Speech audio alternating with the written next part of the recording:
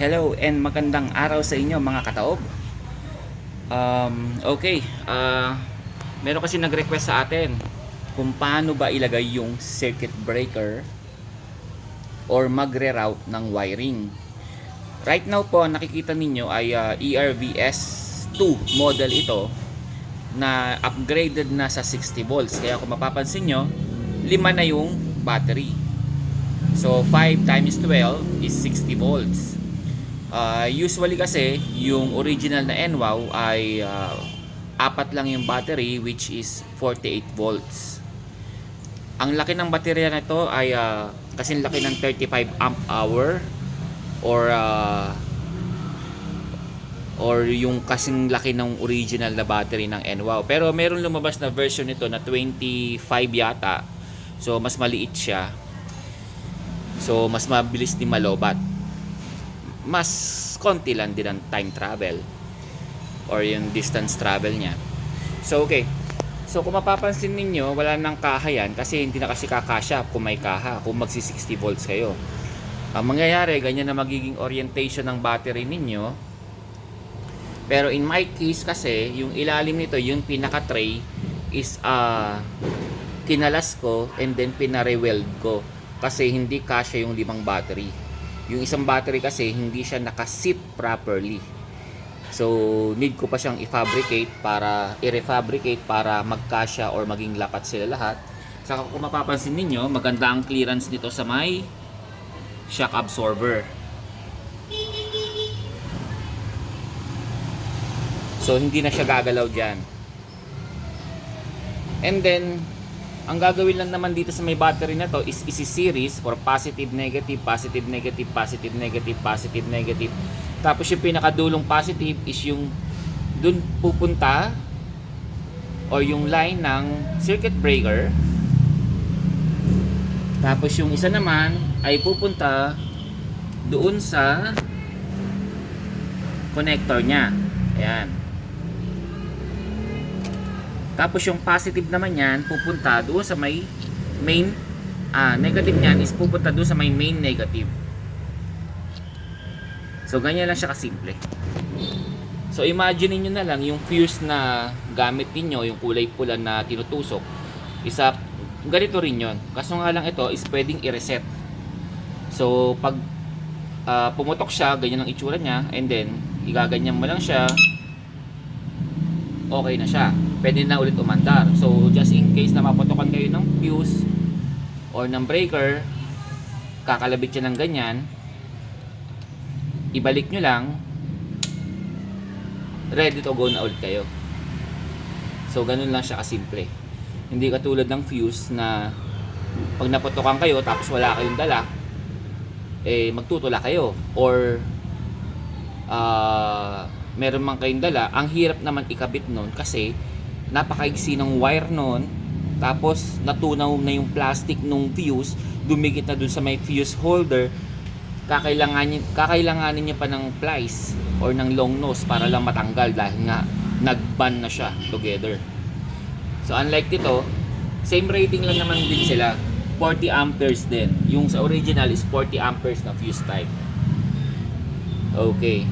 And then kung mapapansin nyo, walang nakakabit na active balancer dito, no? Kasi nag-reroute ako ng wiring, saka naglagay ako ng shrink wrap. Dati kasi walang shrink wrap to, electrical tape lang. Saka inayos ko yung wiring niya para mas magandang tignan.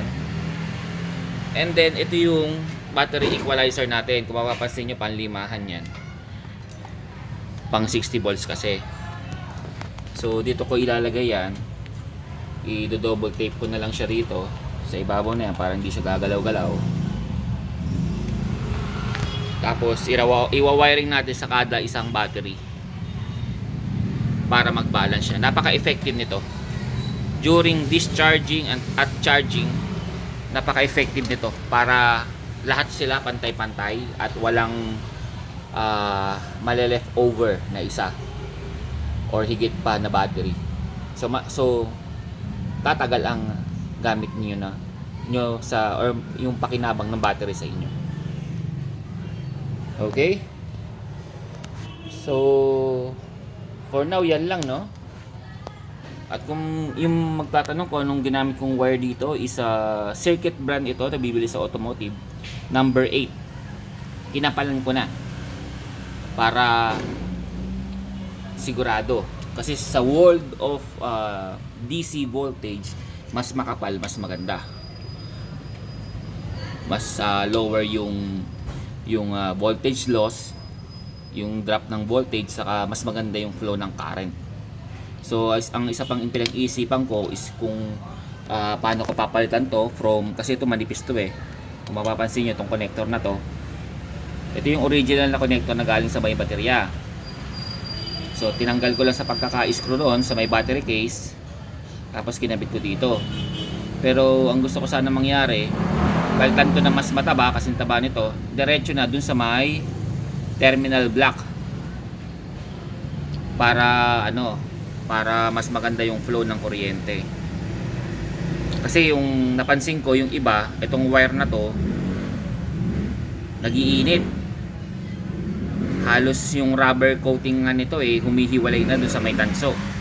Kasi nga hindi niya masyadong kayang i-handle yung current na dumadaloy.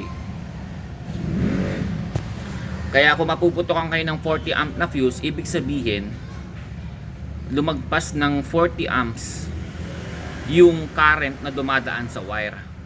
Ngayon, sa may bawat wire, may mga specification yan. Depende sa kapal. Siyempre, kung mas makapal, mas malaki yung ampere na kaya niyang i-handle. Now, siyempre, dapat mas malaki yung kayang i-handle ng wire kesa sa fuse. Kasi kung ang fuse ang mas malaki at mas maliit ang wire, yung wire ang sisirain niya, ang susunugin niya. Imbis na yung fuse or yung circuit breaker ang bumitaw. Yun ang trabaho ng circuit breaker or fuse, na siya yung unang bibitaw kesa yung buong wiring. Kasi pwede mag-cause ng sunog yun. Okay? So, ayan po. Now, isasuggest ko naman sa mga naka 48 volts. Kasi ang baterya, ang position ng baterya nyo hindi pa halang, no? Parang patayo. Ang suggestion ko sa inyo, tanggalin niyo yung cover sa may taas, pero yung baba, huwag niyo tanggalin. I-expose niyo yung taas.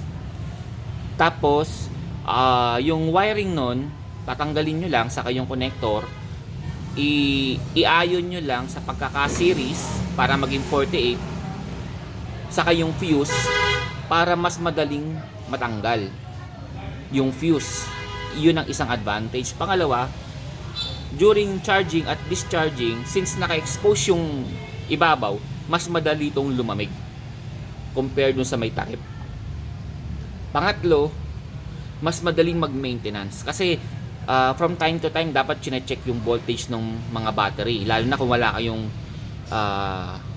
battery equalizer, para ma-monitor ninyo kung meron bang battery na nagwa-wild or meron bang hindi equal yung voltage ng bawat battery. Dapat kasi pare-parehas yan So mas madali siyang i-maintenance. Pang-apat, mas mahirap siyang nakawin. Bakit? Kasi wala siyang handle Ang battery kasi natin, tanggalin lang yung connector, pwede nang buhatin, di ba? Kasi may handle. Ito, mas mahirap nakawin to kasi kailangan pang tanggalin yung mga wire. It will take time bago tanggalin yung wire. Tapos hahatakin pa isa-isa yan. So, every seconds count. 'Di ba? Kaya medyo madidismaya na yung magnanakaw nito kasi nga hindi siya madaling nakawin. Matarbaho. Or saka matagal bago nila makalas yung mga baterya. So, yun na rin, advantage na rin na naka-expose yung fuse ninyo kahit hindi kayo magpalit ng circuit breaker. Mas madali siyang makita or hugutin kahit nabasunog na. Kasi napakaigsi ng wire nun halos nakadungaw lang siya sa may top casing, di ba? Pag yun ay natunaw, ang hirap ng tanggalin nun kasi nakadikit na yun. Kaya suggest ko, mag-circuit breaker kayo. Meron kayong makikita sa Lazada na ganito. Ang type nito is marine type na circuit breaker. Meron nakasulat dyan na battery terminal, saka dito naman yung load terminal. Yung load, yun yung papunta sa connector na yun, papunta na sa controller. Ito yung battery, doon sa may main positive. Meron kasing flow yan ng kuryente, hindi maganda magkabaliktad. So susundin nyo lang yung flow ng current. Okay, so sa ngayon naayos ko na siya, so ilalagay ko na to, tapos aayos natin yung wiring para magandang tignan. And then nag-install din ako ng temperature.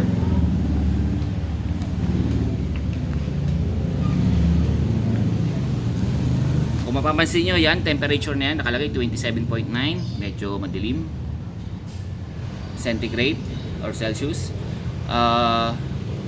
Yung dulong wire niyan, yung ito, nakaipit siya dito sa magkabilang battery na to. Yung pinaka probe niya nakaipit diyan, so nakalubog siya ng mga ganyan from top. So nasa-sense niya yung init ng battery. So normally pag nagcha-charge ako, umaabot siya ng almost 40. Pero pag ganyang malamig, hindi ginagamit, yan nasa around 27, 28 or 29. Depende rin sa panahon kasi halos walang init to pag hindi ginagamit Kasi yung iba kasi pag kina-charge yung battery, sumusobra na yung init ng battery. So diyan pa lang mamomonitor niya na sa likod kung ano ang temperature ng battery, kasi magkakaroon na kayo ng suspicion na may problem kasi sobrang taas ng temperature. So nabili ko lang din yan sa online, accurate naman siya. So ayun lang mga kataob, no? Sana mayroon kayong nakuwang ideya, at hopefully makapaglabas pa tayo ng ibang mga videos regarding sa ating mga minamahal na e-bike. Okay, so yun lang po mga kataob, ride safe and kita-kits na lang sa daan.